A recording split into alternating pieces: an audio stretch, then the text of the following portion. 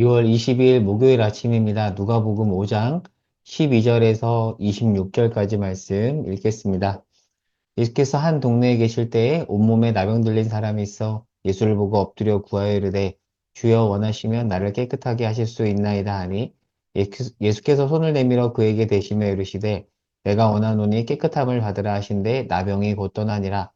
예수께서 그를 경고하시되 아무에게도 이르지 말고 가서 제사장에게 내 몸을 보이고 또 내가 깨끗하게 됨으로 인하여 모세가 명한 대로 예물을 드려 그들에게 입증하라 하셨더니 예수의 소문이 더욱 퍼짐에 수많은 무리가 말씀도 듣고 자기 병도 고침을 받고자 하여 모여오되 예수는 물러가서 한적한 곳에서 기도하시니라. 하루는 가르치실 때에 갈릴리의 각 마을과 유대와 예루살렘에서 온 바리새인과 율법 교사들이 앉았는데 병을 고치는 주의 능력이 예수와 함께 하더라. 한 중풍병자를 사람들이 침상에 메고 와서 예수 앞에 들여놓고자 하였으나 무리 때문에 메고 들어갈 길을 얻지 못한지라. 지붕에 올라가 기와를 벗기고 병자를 침상치에 무리 가운데로 예수 앞에 달아내리니 예수께서 그들의 믿음을 보시고 이르시되 이 사람아 내 죄사함을 받았느니라 하시니 서기관과 바리새인들이 생각하여 이르되 이 신성 모독하는 자가 누구냐 오직 하나님 외에 누가 능히 죄를 사하겠느냐. 예수께서 그 생각을 하시고 대답하여 이르시되 너희 마음에 무슨 생각을 하느냐 내 죄사함을 받았느니라 하는 말과 일어나 걸어가라 하는 말이 어느 것이 쉽겠느냐. 그러나 인자가 땅에서 죄를 사하는 권세가 있는 줄을 너희로 알게 하리라 하시고 중풍병자에게 말씀하시되 내가 내게 이르노니 일어나 내 침상을 가지고 집으로 가라 하시매 그 사람이 그들 앞에서 곧 일어나 그 누웠던 것을 가지고 하나님께 영광을 돌리며 자기 집으로 돌아가니 모든 사람이 놀라 하나님께 영광을 돌리며 심히 두려워하여 이르되 오늘 우리가 놀라운 일을 보았다 하니라. 아멘. 자, 오늘 본문에 두 사건이 등장하는데요. 하나는 나병 환자 치유이고 하나는 중풍병자 치유입니다. 성경에 나오는 치유 사건의 핵심은 하나님 나라 도래의 징표에 있습니다. 그러니까 치유 자체가 핵심이 아니라 치유는 손가락이고 그 손가락이 가리키는 것이 있는 것이죠. 그러니까 예수님이 치유를 통해서 하나님 나라가 시작되었음을 알리는 겁니다. 병이 치유되지 않아도 하나님은 하나님 나라의 도래를 알릴 수 있지만 여기서는 왜 치유와 하나님 나라 도래가 연결이 되냐면 이사야서 61장과 이 말씀을 인용한 누가복음 4장 18절과 19절에 보면 메시아가 올 때 눈먼 자, 병든 자가 고침을 받는다고 했거든요. 그러니까 그렇게 고침을 받았을 때 메시아가 온다. 그러니까 메시아 도래와 치유가 이렇게 연결이 되는 겁니다. 자, 이 큰 그림을 가지고 자, 오늘 본문을 들어가 보도록 하겠습니다. 먼저 12절에서 16절에 나병 환자 치유 사건이 나옵니다. 자, 나병이 뭐냐면 개역 한글에서는 문둥병으로 번역을 했다가 개정된 개역 개정 우리가 보는 성경에서는 나병으로 번역이 됐거든요. 자, 그러면 이 나병이 우리가 아는 오늘날 한센병, 과거에는 이제 문둥병이라고 했다가 이 표현이 적절하지 못하다고 해서 한센병으로 지금은 바꿔서 명명하잖아요. 그러면 이 나병은 한센병인가라고 생각할 수 있는데요. 자, 이 당시에는 한센병에 대한 어떤 병 진단 지식이 없었습니다. 성경에서 말하는 나병은 레위기에 자세히 설명이 되는데요. 악성 피부 질환입니다. 그러니까 정확히 오늘날 의료 지식을 가지고 이게 뭐다라고 판단하기는 어렵지만 분명한 것은 전염력이 있는 악성 피부 질환인 것만큼은 분명합니다. 전염이 되는 게 맞고요. 그리고 히브리어로는 이 나병을 짜라하트라고 하는데요. 구약에서 레위기에 보면 곰팡이에 대해서도 언급을 하거든요. 우리가 집에서 피는 곰팡이 있잖아요. 그 곰팡이도 히브리어로 짜라하트입니다. 곰팡이와 피부병의 어떤 연관성이 있냐면 전염력이 있고요. 그리고 제의적으로 해석을 하면 이 모든 것들은 죽음을 연상시키는 것입니다. 자, 이런 어떤 제의적 의미가 있습니다. 물론 오늘날 학자들은 어, 열왕기 하에 보면 나아만이 나병에 걸렸을 때 눈같이 희게 되었다라는 그 표현을 통해서 아마도 백선이라는 어떤 피부병이 아닐까. 백선이 생기면 이렇게 몸이 변한대요. 그러지 않을까라고 추측하긴 하지만 정확하진 않습니다. 아무튼 성경은 악성 피부 질환을 통틀어서 나병, 짜라하트라고 하는데요. 자, 12절을 볼까요? 자, 이 짜라하트 나병에 걸린 사람이, 자, 예수님께서 동네에 계실 때 예수님을 찾아와서 낫기를 구합니다. 그러자 예수께서 손을 내밀죠. 보통은 전염력 때문에 나병 환자를 만지지 않았는데 예수님이 그 환자의 손을 대시자 그 환자가 깨끗하게 고침을 받습니다. 자, 이 당시 나병 환자는 나병으로 이렇게 진단을 받으면 부정하다라고 선언을 받고 격리된 채 살았습니다. 자, 여기서 말하는 부정은 아까 말한 것처럼 제의적 부정이에요. 실제 부정을 말하지 않습니다.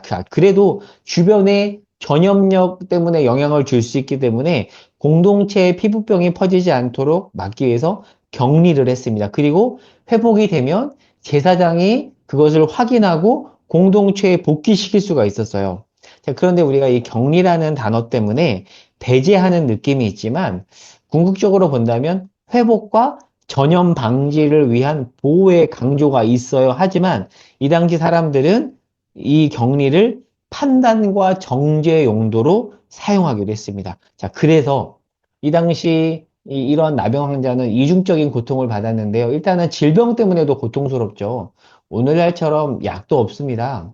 그러다 보니까 이런 어떤 질병 때문에 밤 내내 이렇게 근지러워서 고통을 당했겠죠. 그리고 누군가에게 전염을 끼치니까 또 그것으로 인한 어려움도 있고요. 또 사회적으로 배제를 받았습니다. 이중 고통이죠. 질병과 사회적 배제. 자, 그런 속에서 공동체에서 오랜 기간 분리된 채 살았던 이 나병 환자가 예수님께 치유를 받고, 자, 그리고 율법에 따르면 고침받은 후에 제사장이 확인하고 공동체에 복귀를 시켰는데 그 율법에 따라서 예수님은 그가 제사장에게 가서 회복 선언을 받도록 안내를 합니다. 자, 그리고 이 모든 소식이 주변에 퍼지자 예수님이 한적한 곳으로 가시죠. 예수님이 고쳐줬다라는 소문이 퍼지면 예수님이 유명해질 수 있지만 예수님은 그런 것에 영향을 받지 않았던 것 같아요. 우리는 뭔가 유명해지기를 바라고 내가 행한 것들이 알려지기를 바라는데 예수님은 알려질까봐 한적한 곳으로 가십니다. 여러분이라면 어떻게 하셨을 것 같나요? 뭐 또 이 본문을 토대로 예수님은 왜 한적한 곳으로 가셨을까 좀 깊이 또 하루 종일 되뇌면서 묵상해 보시면 좋을 것 같고요. 자, 여기 어떤 의미가 있는가 이제 볼게요. 자, 예수 안에 있는 참된 회복의 맛을 미리 맛보아 알게 하는 것에 강조가 있습니다. 그러니까 주님 다시 오실 때 완전한 회복이 있겠지만 아직 예수님께서 재림하시지 않았잖아요. 그 전에 하나님께서 미리 맛보아 알게 하는 겁니다. 질병의 회복뿐만 아니라 관계의 회복을 미리 보여주는 겁니다.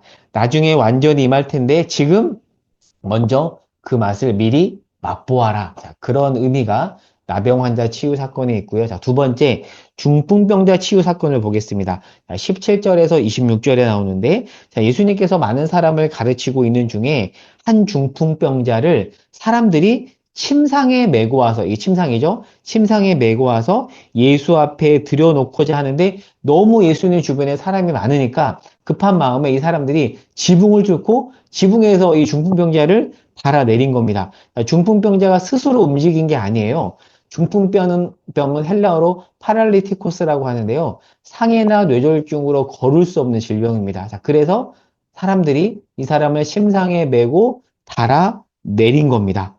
얼마나 절박했는가에 대해서 이 절박함을 우리가 읽을 수 있죠. 자, 그러자 예수님께서 이 사람들의 믿음을 보시고 죄사함을 선언하십니다. 자, 오늘 중요한 표현이 20절에 있는데요. 자, 20절을 다시 한번 볼게요. 자, 예수께서 그들의 믿음을 보시고, 누구의 믿음을 본 거죠? 중풍병자의 믿음이 아니라 중풍병자를 들고 온 사람들, 심상을 메고 온 사람들의 믿음을 보시고 이르시되 이 사람아 내 죄 사함을 받았느니라라고 선포합니다. 그러니까 지금 절박한 한 사람을 위해서 한 공동체가 움직인 거고요. 예수님은 중풍병자의 믿음이 아니라 공동체의 믿음을 보시고 죄 사함을 선언하십니다. 자, 이들의 믿음 너무 멋있지 않나요? 그러니까 이들의 믿음은 갈라디아서 5장 6절에 나오는 사랑으로 역사하는 믿음이에요. 그러니까 사랑과 분리된 믿음이 아니라 사랑으로서 사랑을 통해 역사하는 믿음입니다. 영어 성경에서는 이렇게 표현하거든요. Faith working through love. 사랑을 통해 일하는 믿음. 사랑과 분리된 믿음이 아닙니다. 자, 그 믿음을 예수께서 보시고 이 사람에게 중풍병자에게 죄사함을 선언합니다. 이 믿음이 우리 공동체 안에 있기를 소망하는 아침입니다. 자, 좀 더 보면은, 자, 그러면 왜 죄사함을 선언했는가? 중풍병으로 인해서 몸이 움직이지 못하는 것보다 죄로 인해 하나님과의 관계가 단절된 것이 더 큰 것이기 때문에 먼저 죄사함을 선언한 것입니다. 자, 그리고 치유가 되고 이 사람은 자기 집으로 돌아가고 이 광경을 지켜본 사람들이 모두 놀라죠. 어떻게 이런 일이 벌어질 수 있는가? 놀라운 일을 보았다고 26절에 기록하고 있습니다. 자, 오늘 말씀을 정리합니다. 오늘의 핵심은 20절입니다. 누구의 믿음을 보시고 죄사함을 선언하셨죠? 그들의 믿음, 공동체의 믿음을 보시고, 자, 그들의 믿음은 대단하죠?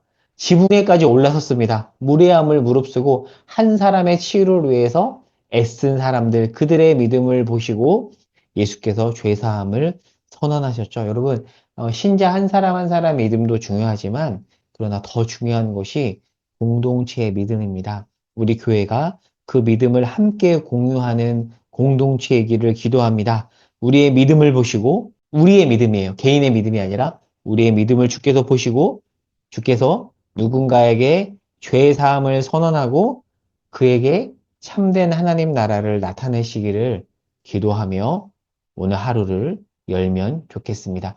기도하겠습니다. 하나님, 죄로 인해 고통당하고 있는 이를 보며 절박하게 움직였던 공동체의 믿음을 보았습니다. 우리에게 그 믿음을 주시옵소서. 우리 가정에, 우리 교회에 그 믿음을 허락하여 주시옵소서. 예수님의 이름으로 기도합니다. 아멘.